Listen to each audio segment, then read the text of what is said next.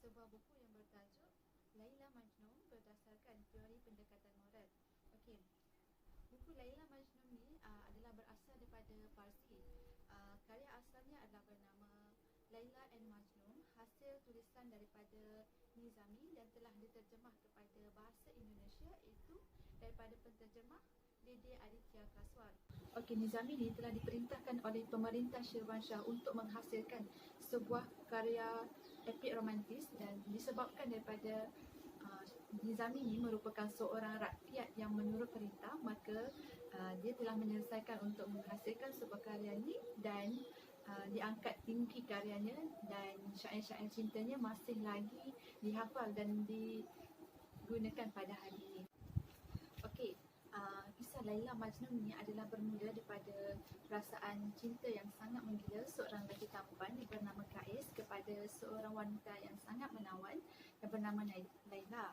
Mereka ni adalah daripada suku kaum yang berbeza, iaitu daripada kafilah yang berbeza, dan hubungan mereka tu tidak direstui oleh kedua-dua belah keluarga. Jadi Kais dan Laila ni menjadikan hubungan cinta secara senyap-senyap. Tapi akhirnya mereka telah diketahui oleh kedua-dua keluarga mereka dan mereka diasingkan dan tidak dibenarkan untuk bertemu.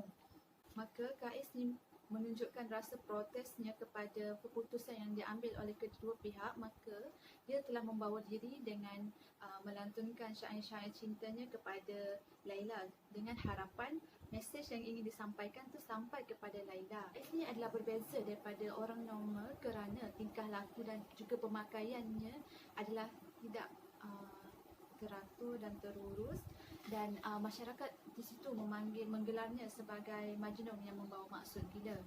Okey, Majnun ni telah pergi ke gunung, oasis ke oasis untuk membawa dirinya dan tidak mengindahkan lagi apa yang berlaku di kawasan sekitarnya. Okey, ketidakwarasan Majnun ni dapat dilihat kerana dia tidak bergaul dengan manusia dan hanya berkawan dengan binatang saja.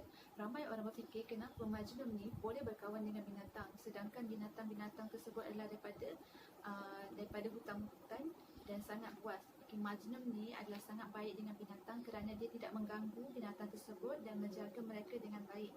Jadi binatang-binatang inilah yang menjaga Majnun walaupun Majnun berada di hutan belantara.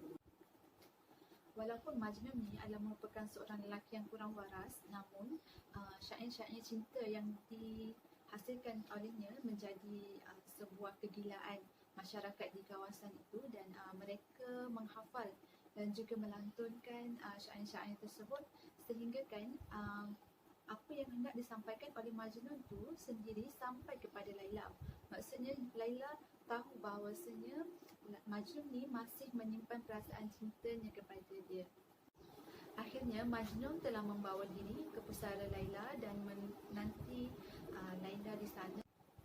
Okey, setelah melihat peristiwa tersebut berlaku, maka kedua-dua pihak, kedua-dua kafilah ini telah mengambil keputusan untuk berbaik, dan mereka sangat mengagumi peristiwa ini dan sangat mengagumi cinta antara Kais dan juga Laila ni, dan mereka menganggap bahawa cinta ini adalah cinta yang teragung. Okey, berdasarkan keseluruhan cerita Laila dan Majnun, saya dapat melihat bahawa novel ini sangat berkait rapat dengan teori pendekatan moral. Hal ini kerana terdapat banyak nilai murni yang boleh kita pelajari dan kita sematkan pada diri sendiri. Okey, berdasarkan teori pendekatan moral ini adalah merupakan pendekatan segera, iaitu kejadian alam berupa ataupun bukan berupa kewujudan yang berbentuk alat atau benda yang bersifat pengalaman hidup. Okey, pendekatan moral ini adalah berkaitan dengan pengalaman yang merangkumi dua hal, iaitu pertama tentang peristiwa, dan yang kedua adalah pengalaman yang dilalui oleh manusia itu sendiri. Okey, daripada setiap peristiwa yang akan menyelahkan pelbagai ragam perlakuan serta hubungan antara manusia yang berdasarkan aspek yang positif dan juga negatif.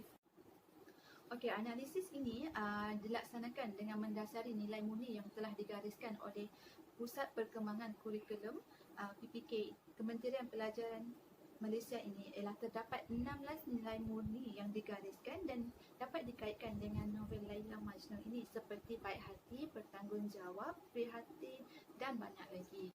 Okey, elemen positif yang dapat kita pelajari melalui karya Laila Majnun ini adalah baik hati. Okey, sikap baik hati ini dapat kita lihat melalui peristiwa sang Said ini adalah merupakan ayah kepada Kais bila mana beliau mengetahui bahawasanya isterinya mengandung. Okey, setelah peristiwa tersebut berlaku, maka sang Said ni telah mengambil keputusan untuk mengumpulkan golongan-golongan yang tidak berkemampuan untuk berbagi rezeki dan menabur, dan beliau telah menderma sebanyak separuh daripada hartanya kepada golongan ini. Di sini dapat kita lihat bahawasanya sang Said ni adalah merupakan seorang yang baik hati kerana sanggup menderma dan memberi segala harta yang beliau miliki kerana rasa syukur dan juga rasa seronok terhadap rezeki yang diberikan oleh Tuhan. Okey, elemen nilai murni yang positif yang kedua adalah merupakan kasih sayang. Okey, kita dapat melihat bahawa sang Said dan juga isterinya menunjukkan rasa kasih sayang sangat tinggi kepada Kais.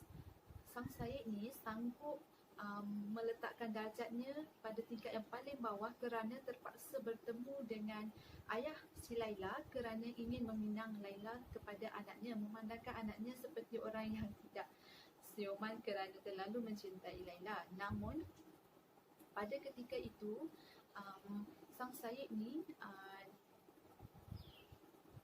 tidak dilayan dengan baik oleh keluarga si Laila. Mereka tidak mempunyai persefahaman antara kedua pihak ini. Jadi di sini dapat melihat bahawasanya sang Said ni sanggup merendahkan martabatnya untuk melihat anaknya bahagia walaupun dia dicaci oleh musuhnya sendiri. Okey, elemen yang ketiga ialah prihatin. Okey, sikap prihatin ni dapat dilihat melalui peristiwa ibunya telah mengupah beberapa orang cendekiawan untuk mengajar anaknya Kais tentang ilmu dunia dan juga ilmu akhirat. Okey, elemen nilai murni yang positif yang keempat adalah kegigihan. Okey, sikap gigih ni dapat kita lihat melalui peristiwa Kais ni sentiasa tidak berputus asa untuk mengungkapkan baik syairnya untuk sang kekasih tanpa jemu bagi membuktikan cintanya. Walaupun dia dicemu oleh masyarakat, namun perasaan cinta yang menebal tu membuatkan Kais sentiasa melakukan syair-syair baru untuk kekasihnya. Okey, elemen nilai murni positif yang terakhir adalah keberanian. Okey, keberanian ni dapat dilihat melalui peristiwa seorang kawan kepada Majnun iaitu Naufal telah membantu Majnun untuk mendapatkan Laila. Jadi Naufal ni telah bersepakat dengan kawan-kawannya untuk berperang dengan kafilah Laila. Jadi disebabkan perasaan sayang dan juga kasih kepada rakannya kerana melihat rakannya tersiksa, jadi Naufal ni sanggup berkorban untuk mendapatkan kemenangan. Melalui kemenangan tersebut, maka Laila akan jatuh kepada tangan Majnun.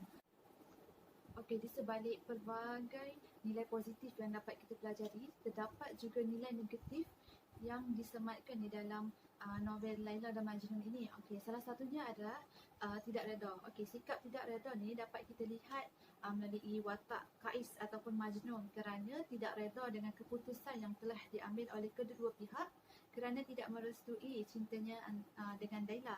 Jadi, beliau telah meletakkan diri dia ke dalam kejah kebinasaan menjadi seorang yang tidak waras dan sanggup meninggalkan kedua bapanya, sanggup meninggalkan keluarga dan harta kepada seorang wanita yang tidak dapat dia miliki. Okey, elemen negatif yang kedua adalah ketidakadilan. Ketidakadilan ni dapat kita lihat bahawasanya kedua-dua pihak ni lebih mementingkan diri sendiri dan tidak adil kepada kedua-dua anak mereka. Disebabkan keputusan yang dilakukan oleh kedua-dua kafilah tersebut menyebabkan anak mereka sengsara dan akhirnya menemui ajal dengan cara yang sangat menyedihkan. Okey, elemen negatif yang terakhir ialah suka berimajinasi. Okey, suka berimajinasi ni Kais ni, Majnun ni suka berimajinasi berimaginasi dengan melantunkan syair-syairnya dan menganggap bahawasanya ingin menyampaikan semua mesej kepada Laila, dan beliau juga menyatakan bahawasanya burung-burung yang berkicauan, burung-burung yang berada di kawasan dia berada akan menyampaikan syair-syair cintanya kepada Laila. Okey, kesimpulannya, setiap karya mempunyai nilai positif dan nilai negatifnya yang tersendiri. Maka nilai positif dapat kita gunakan dan sematkan dalam diri, manakala elemen negatif pula dapat